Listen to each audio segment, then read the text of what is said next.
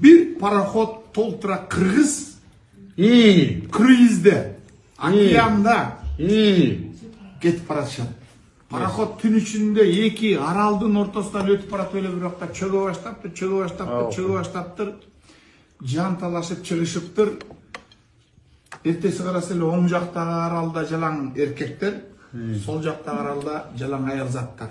3-4 күн өткөндөн кийин эркектер турган аралда мындай сөз чыгып атат дейт. 20 жаштагы жигит, элестетели 20 жашта. Арып басып, бери басып, эй байкелер, тигине арал жакын эле экен, кызгыргындардын караңы көрүнүп атат, арка өзгө чаба куруп чыкпайлыбы десе, 30 жаштагы айтат дейт. 30 жашта. İşte turgan убак экен. Кое тургула? Может, кайык жасайбыз? Же көпүрө салабыз? Десе ар жакта турган 40 жаштагы келет дейт. 40 жаштагы. Братчикалар. Эмне эле тырпырап атасыңар эми? Керек болса келет өзлөрү.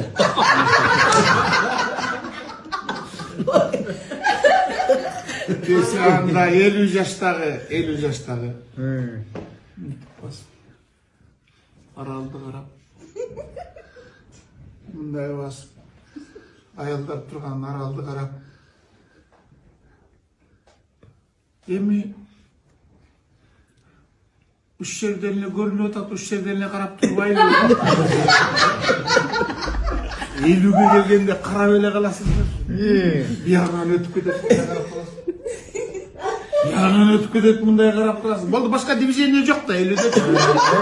Куя аласың мындай. Күйөсү 50ге келгендер кое берели, байкуштар аркандалган атка окшоп келип жаныңарга токтоп барат. Анда 60 жаштагы биздин возрасттагы өйдөргө турган айтып атат. Эй, айланайындар. Эй! Уктаган чай жок дегенде түшүгөргө кирет деп.